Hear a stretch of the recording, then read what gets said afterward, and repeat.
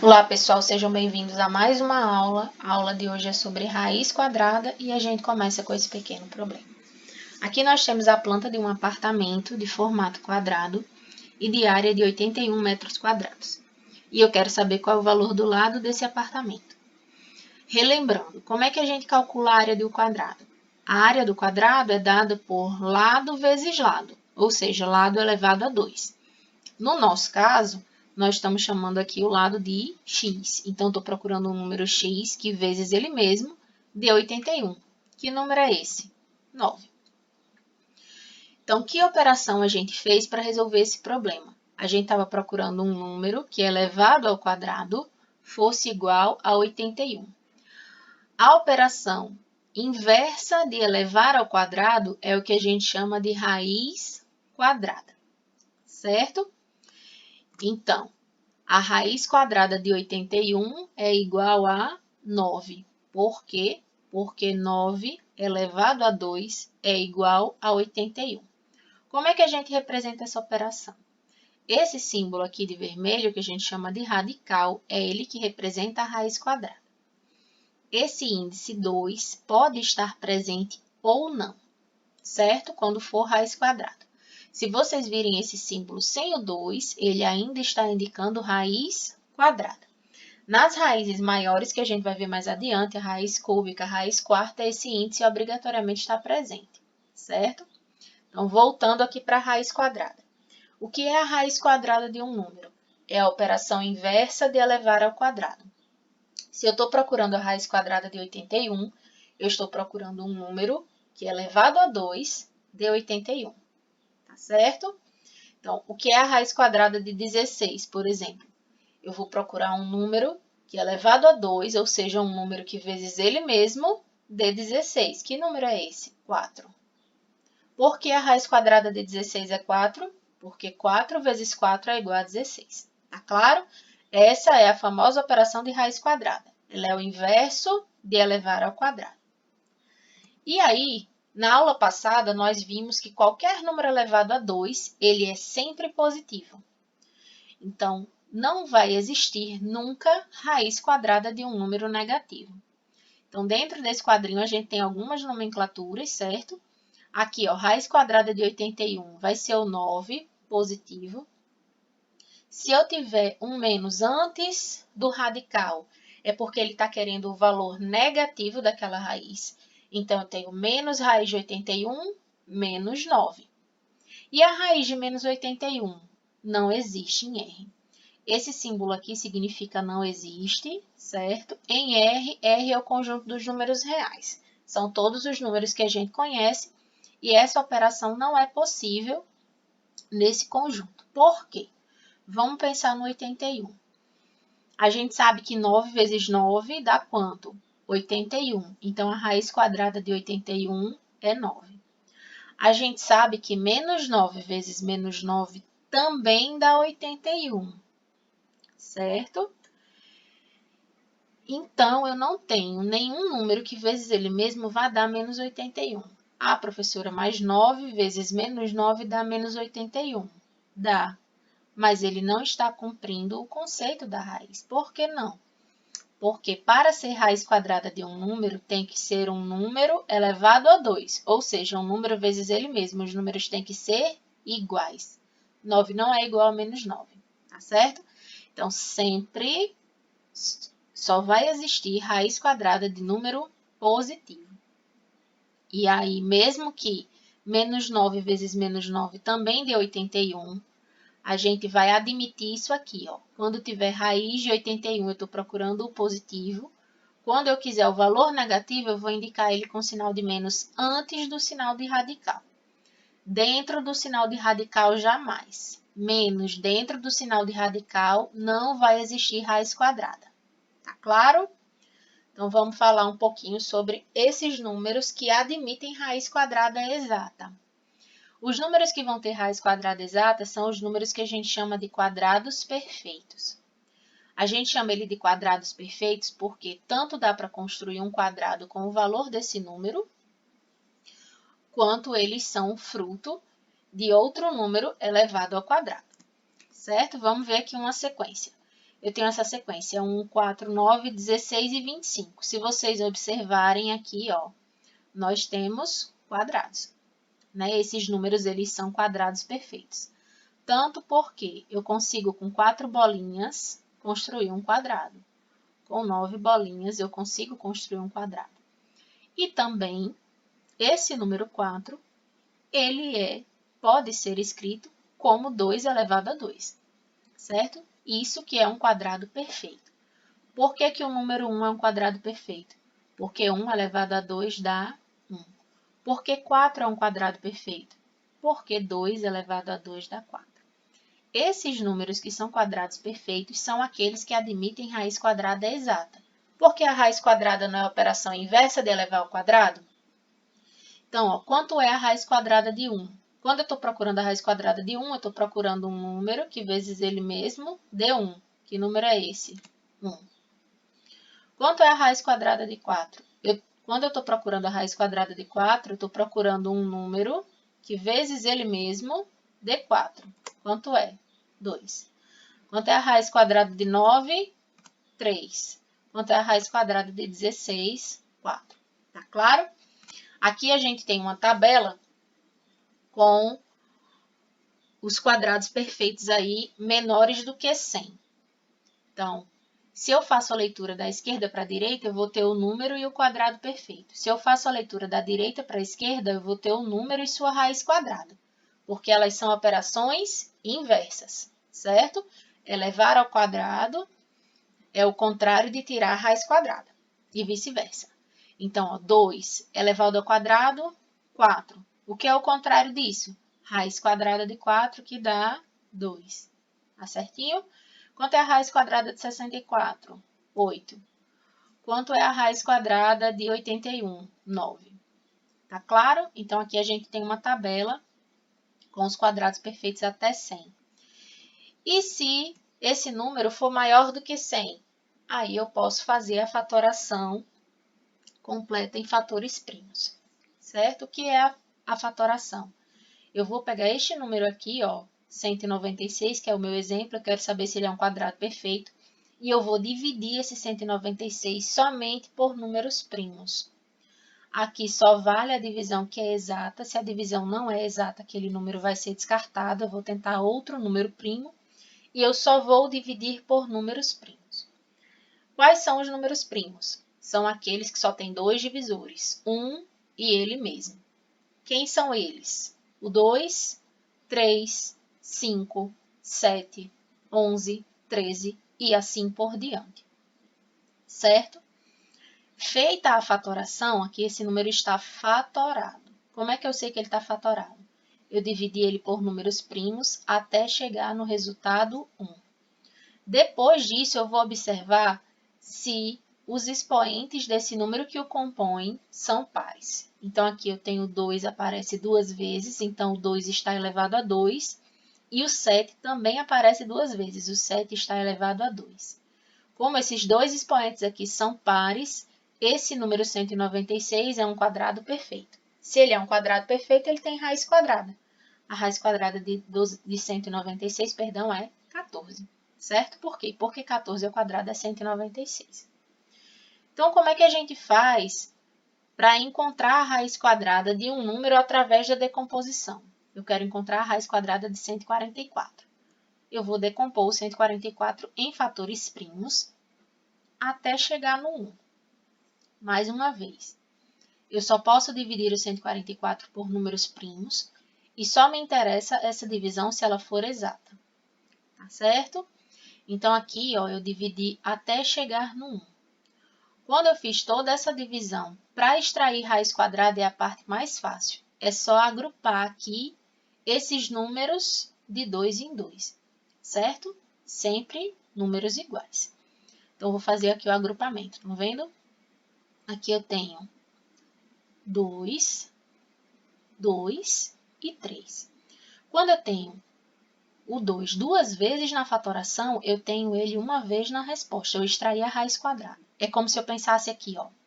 Aqui dá 4, a raiz quadrada de 4, 2. Aqui também dá 4, a raiz quadrada de 4 novamente é 2. Aqui dá 9, a raiz quadrada de 9 é 3. E depois que eu fiz isso, é só multiplicar esses três números. 2 vezes 2, 4 e 4 vezes 3, 12. Vamos de novo.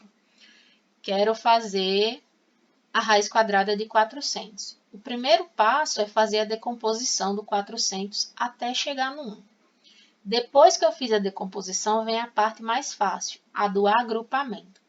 Eu vou agrupar esses números de 2 em 2, certo? E a cada 2 dele, eu tenho 1 na resposta. Eu tenho esses 2 aqui, vai ter um 2 na resposta. Tenho mais esses 2, vai ter um outro 2 na resposta. E tenho esses 2, vai ter um 5 na resposta, certo? E aí eu multiplico 2 vezes 2, 4 e 4 vezes 5, 20. Tá claro? Vamos para a parte agora de decomposição. Como é, então, que eu vou fazer essa decomposição? Quem vai me ajudar são os critérios de divisibilidade, certo? Qual é o critério de divisibilidade por 2?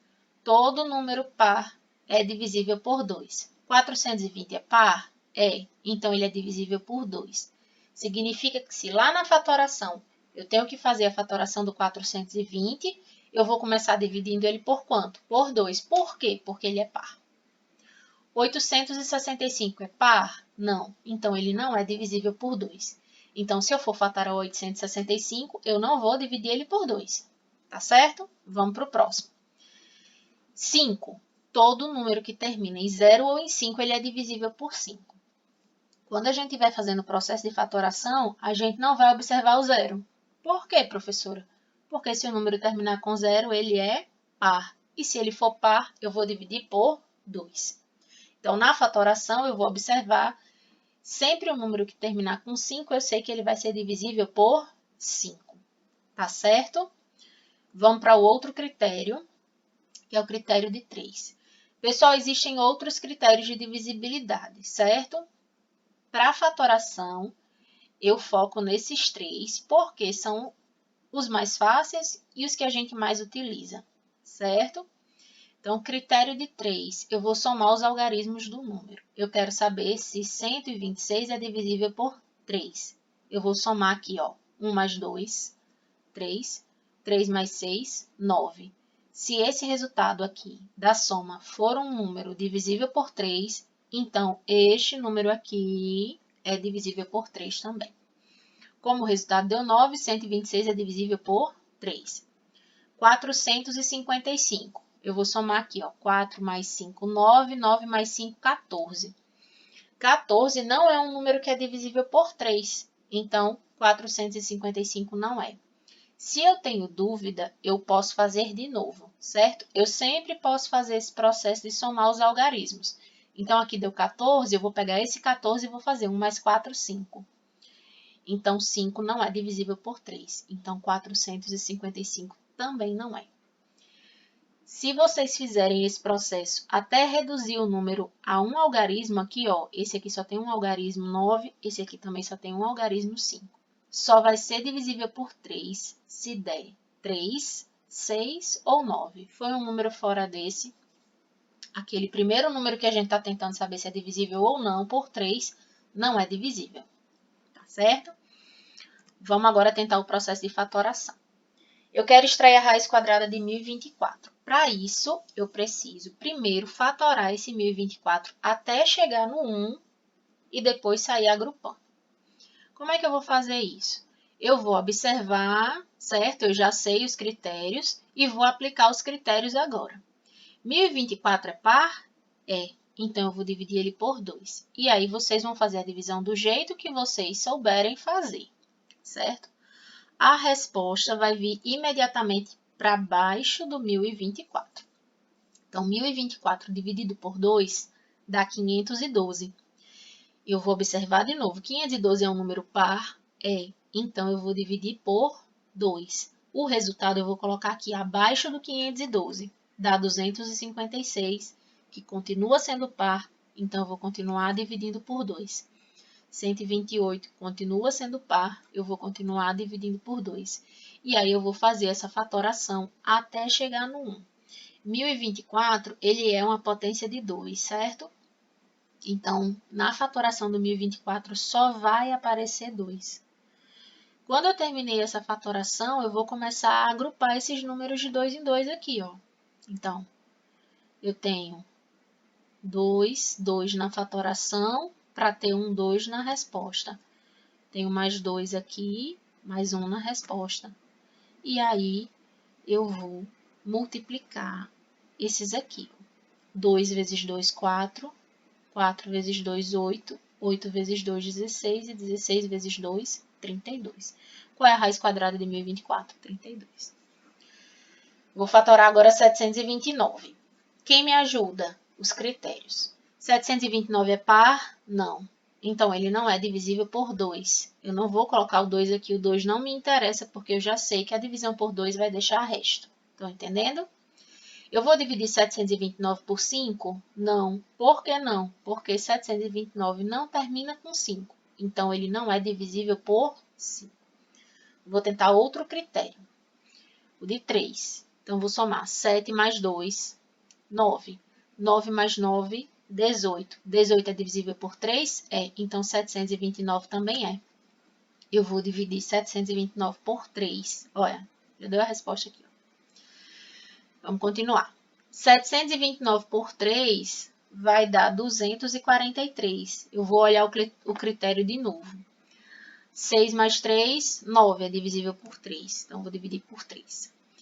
81 é a resposta. 81 dividido por 3, 27.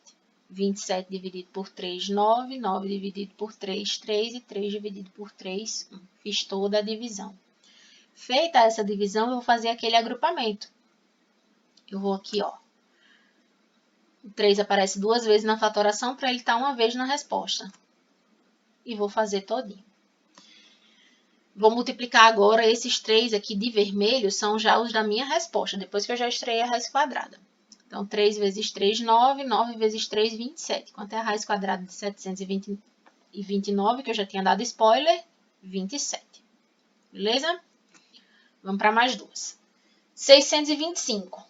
Terminou com 5, eu vou dividir por 5. 625 dividido por 5, 125. Terminou com 5, eu divido por 5. 25. 25 por 5, 5 por 5, 1. E vou fazer o meu agrupamento. Aqui eu tenho 2 na resposta, 2 na fatoração, perdão, para ter 1 na resposta, mais 2 na fatoração para ter 1 na resposta. 5 vezes 5, 25. Quanto é a raiz quadrada de 625? 25. 900. 900 é par? É. Então, eu vou dividir por 2. Ah, professora, eu posso dividir por 3? Pode. Ah, eu posso dividir por 5? Pode. Então, por que você pede para dividir por 2 primeiro? Porque é mais fácil. E a chance de vocês errarem vai ser menor.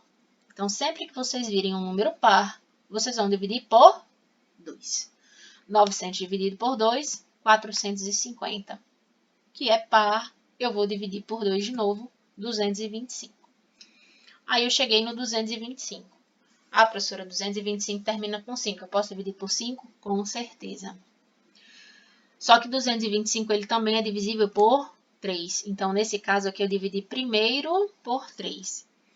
Dividi 225 por 3 deu 75. Dividi novamente por 3 deu 25. 25 só pode ser divisível por 5. Dá 5 e por 5 dá 1. Aquilo que eu conversei com vocês aqui no início. Ah, se eu quiser dividir logo 900 por 3, pode?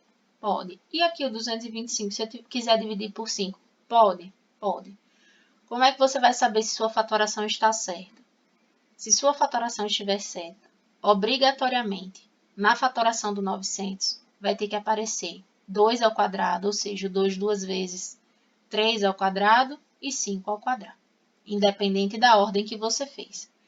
Depois que a gente terminou de fatorar, a gente vai fazer o agrupamento. Então, aqui eu tenho 2 vezes 3, 6 vezes 5, 30. Qual é a raiz de 900? 30, certo? Esse é o processo que vocês vão fazer para extrair raiz quadrada exata. Quando o número não tem raiz quadrada exata, a gente pode determinar entre quais inteiros consecutivos essa raiz está compreendida. Por exemplo, eu sei que 10 não tem raiz quadrada exata, não é verdade? Então, eu vou procurar aqui o número antes do 10, que tem raiz quadrada exata, e o número depois do 10, que tem raiz quadrada exata. Eu sei que 9 tem raiz quadrada exata e sei que 16 também tem. Então, quanto é a raiz quadrada de 9? 3. E a raiz quadrada de 16? 4. Significa que a raiz de 10 é um número maior do que 3 e menor do que 4.